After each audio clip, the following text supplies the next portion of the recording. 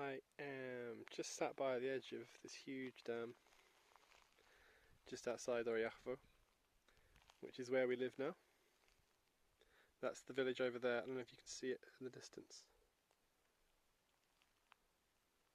Right up there, and we live right at the other end of the village over that way. Down here to the south of the village there's this huge dam, and I've been able to see it for the last few years I've been coming here, thinking I must come down here one day and have a look and see what it's like. It looks massive, and it is, it's huge. Massive body of water. You've got beautiful rock formations over there, loads of cormorants. There was quite a few cormorants at this end of the lake that I seemed to scare off when I arrived, and they've all flown over there now. There were some wild ducks circling up in the sky just a minute ago, and they were at the top end of the lake as well. That's something you don't see very often around here. I would assume it's because they get eaten, but you just don't really see that very often. But yeah, came down here with Jess and baby today for a picnic. It's Sunday, we're in the middle of November, still really warm, still beautiful out actually. I'm in a jumper and trousers, but quite happy to be sat here in a t-shirt right now. It's really mild. Getting cold enough that we are lighting the wood burner in the evenings, in the mornings nowadays, but yeah, it's beautiful.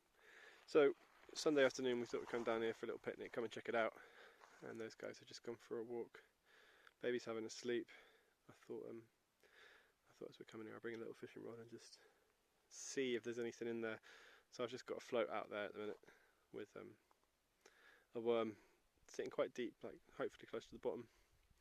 I chucked a bit of ground bait out because I got some lying around in the shed, and I don't think I haven't had much time for fishing this year. I've barely been, unfortunately. But next year I'm definitely going to be coming here, going to be setting up a tent, spending some good nights and days. Bring the boat down as well, get out to the middle there, do some spinning, drop some bait out in the middle.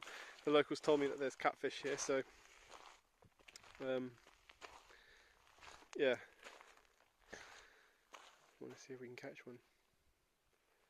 But just a little worm on a hook today, just see if there's anything around. Just had a few bites, that seems to have left now. Yeah, thinking about making a video about addressing this. This is a real problem we get over here in Bulgaria, and it's the litter that's everywhere. You see, it's just plastic all around the side of the lake, and it's so sad. It really is such a shame. Like, you know, people ask all the time, you know, what are the benefits of living in Bulgaria, what are the downsides of living in Bulgaria. For me, like, there really isn't any downsides. I love everything about living here, and you know, some of the things that maybe are harder, like the language or whatever, you know, they're overweighed massively by the positives that come with it.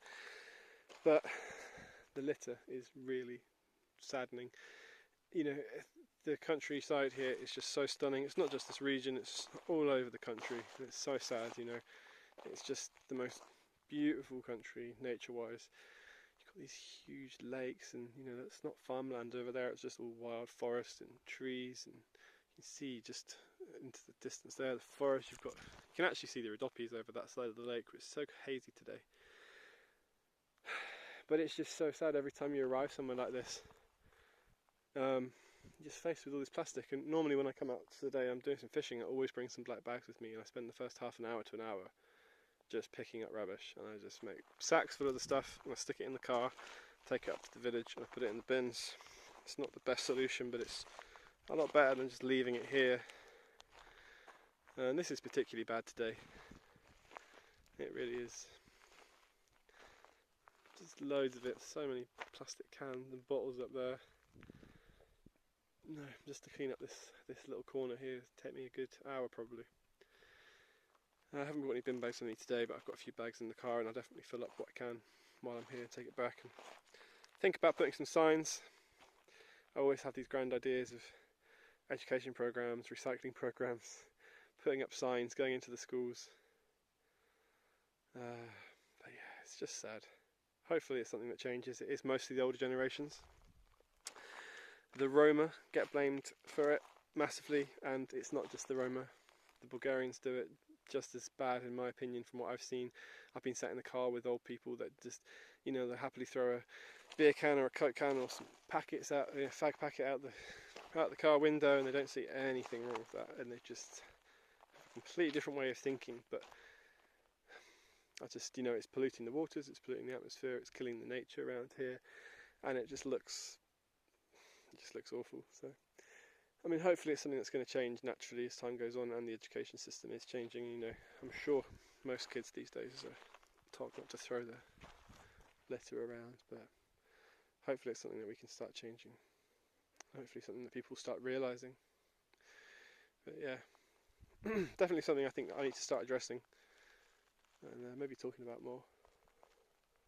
The only bad thing about living in Bulgaria, as you can see, I mean, you know, I can easily just take a shot like this and you never know how beautiful it is here, but you know, that is quite often the case in Bulgaria. There's, you know, on the streets and the roads, you're going to see plastic around. And yeah, another one of the things, we've got someone's dumped some stuff out the back of our village near where we live, and we're going to go up there this week with some bin bags and clean it all up. Yeah, just one of those things, I'm afraid. Anyway,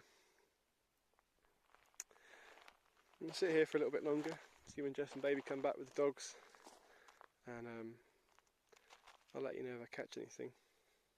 Well, I might do. If it's worth showing, I'll do another video clip of that. If not, thanks again for watching, and see you in the next one. Check out the other videos on the channel, like and subscribe, and also there's lots of stuff on our Facebook, on our website, on our Instagram, all of that, so make sure you follow us if you want to keep up to date with more. Cool, see you in the next one. Well, didn't catch any fish, had a couple of bites, and Jess was up walking around into the lake and she said, I think I've seen some sanyalas up here. So on the way back we're just driving along, picking up sanyalas, the Bulgarian word, parasol mushrooms, and there's loads of them. That's not a very good example here, but I think it looks like it'll be good for eating. You don't eat the stems anyway, just snap that off. Now you have a little parasol mushroom. I think I can see a bigger one, pretty sure it's a massive one down here. Oh yeah, there's a few down here. I see a toppled one in the bush over there. This is a perfect example down here. Just found some mushrooms growing all out of the gravel, right by the water's edge, which I've never seen before. I don't know what they are, I'm going to have to try and identify them when I get home. But this is your parasol mushroom. And they're really good eating. And they're really easy to identify. They should have this kind of snakeskin pattern here on the stipe, this skirt here, which actually just attaches itself and becomes free moving. And I mean, it just looks like a parasol, doesn't it? So these are great. You don't eat the stalk, but these whole caps like this, just fried whole, with some garlic butter, some garlic oil, some herbs, and just almost eating like a burger. They taste great like that, just whole caps. But yeah, some great recipes, some good Bulgarian recipes as well. Might go through these one day. I think I can see, there's another big one around here. What I saw just as I was coming down. Oh yeah, big one there that's fallen. So I'll leave that. Oh, I'll take this one here with me. Again, even better example. Beautiful mushrooms.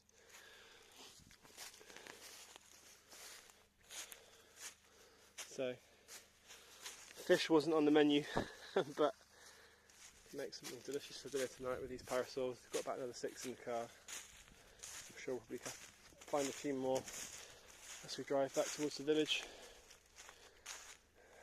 Yep, there's another one over here. When they're like this, it's just worth pointing out as I'm making the video, but when you see them like this, I can tell that that's going to be a parasol mushroom. I'm not going to pick it because it's good for them to open up like this and to spread their spores. When they're still closed like that, they haven't had a chance to release their spores yet. And also it's much more easy to misidentify mushrooms when they're in that kind of stage of growth. So it's just worth just leaving them, let them spread, and don't take any chances, as with all mushrooms. Cool.